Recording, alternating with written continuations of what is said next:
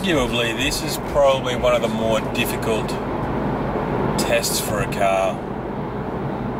Particularly these days when people focus on buying the cheapest possible vehicle they can get into to achieve their needs, to get them from point A to point B.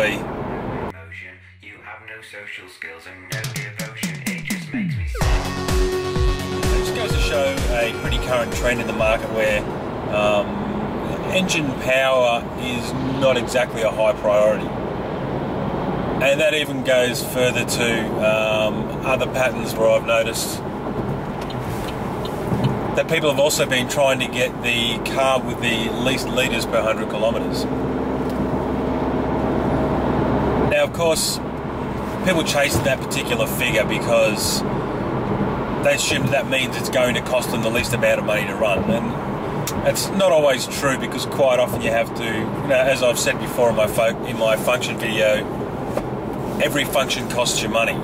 So you really have to try and figure out how much of a cost benefit you're going to get from that 1, 2, 3, maybe even 4 litres per 100 k's that you'll save in fuel. Now, if you're doing what I'm doing at the moment, where I'm driving over 1,000 kilometres a week, which is a pretty significant commute, and it's not that uncommon either, because I'm just driving between the Sunshine Coast and Brisbane, and a lot of people I know do that particular trek. Now, it's a pretty high kilometre type duty, so I'm not exactly throwing it into corners and doing anything of particular high or low, but it's more about long term on the road, continually running, and as we'll see very soon, quite a bit of stop-start traffic, and just slowly trawling through congestion and all that sort of fun stuff that comes with most people's daily commutes.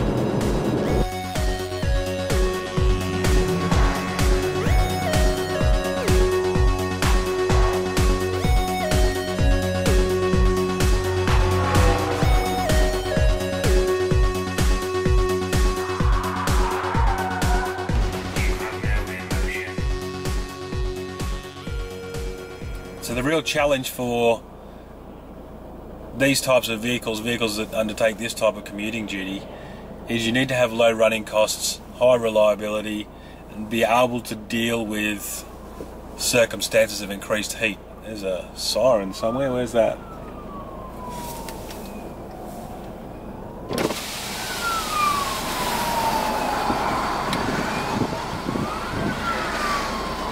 That's behind us, so that means there's an accident.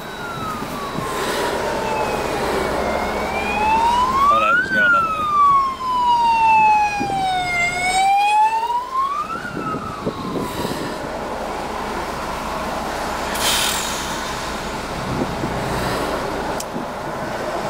Now there's two things ultimately that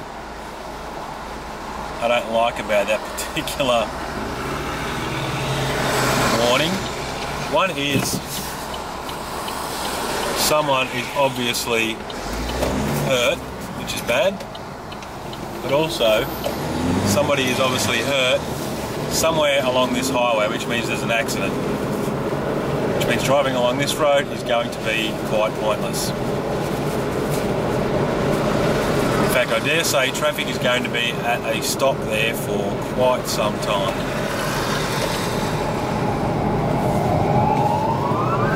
See, it's taking so long for them to go through traffic.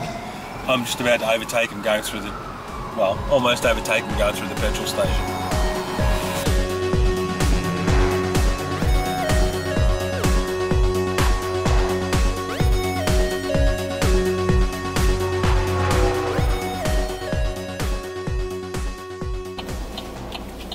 Now that I've done my fair share of complaining about how shitty the traffic is, let's have a look at the actual Malibu itself. Firstly, the sunglass holder isn't big enough for my sunglasses. That sucks. Fortunately, there's a secret hidey hole in here, which is big enough. It's also big enough for my 5-inch tablet. It's also big enough for my 5-inch phone, so that's pretty handy.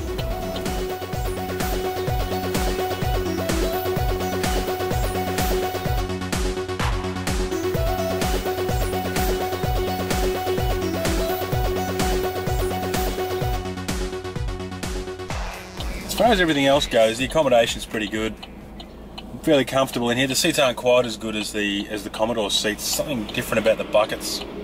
It's like they're sort of wider across the base of the seat. It's not as supportive or something. I don't know. The back support is the same. I mean, it's got 4-way adjustable lumbar support, all by electric buttons and stuff down here, which is all fantastic. Height adjustable seat belts, height adjustable seats. The front seats, both passenger and driver, are fully electric. Yes, fully electric. Leather seats, heated, reasonably good size.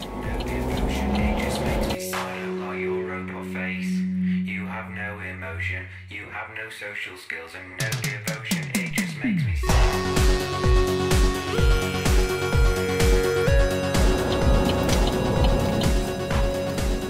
The only other thing that really bugs me about the Malibu is in stop and start traffic like this, occasionally it can get a little bit of a, we wouldn't really call it a transmission knock, but it's when the torque converter catches up to the drive. Oh, now it works perfectly, that'd be right. But it can be a little bit jerky every now and again when, if you, I don't know what the circumstances are that lead to that. Most of the time the changes are pretty smooth, particularly for a diesel. If you're taking it easy, you don't even notice that it's changing gears.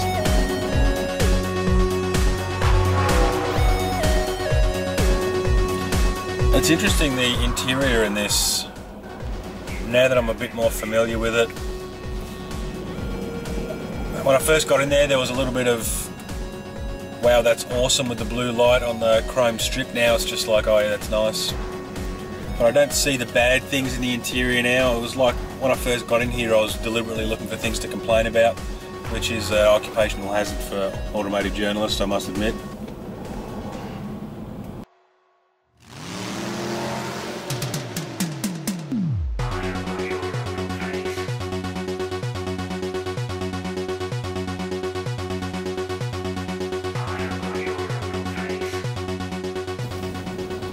Overall though, really, there's nothing wrong with this interior. I'd like them to improve the plastic that surrounds the cup holders, because I don't like glossy plastics. Mainly because they don't age very well. So when you go to sell something like this and it's got a few scratches and stuff on the interior, they look scrappy and it's just not cool. So there was a lot of complaints about the Malibu when it came out. In the US there was complaints about the size of the rear seat accommodation, which is kind of fair enough, I guess, because even though it's medium sized, it doesn't have a great deal more leg space and it's a little bit short on rear headroom. But the actual width of the rear seat is quite good. So if you've got stumpy legs and short heads, nothing wrong with it. Handling wise is fairly good. It's a lot better than what the previous generation was. Doesn't have as much body roll.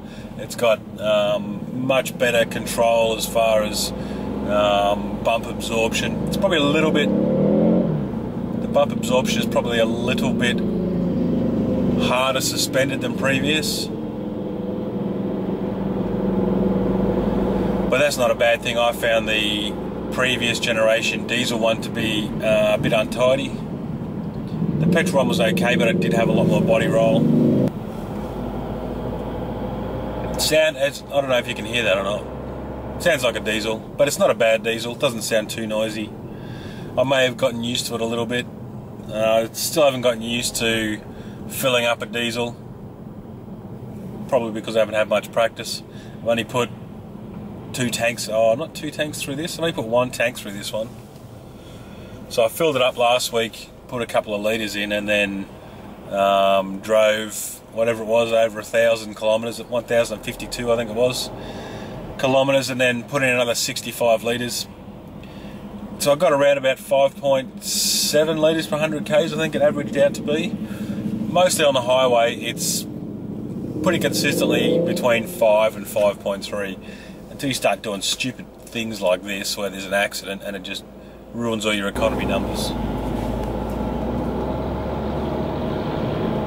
But driving it, the seating is set up for lazy cruising like this.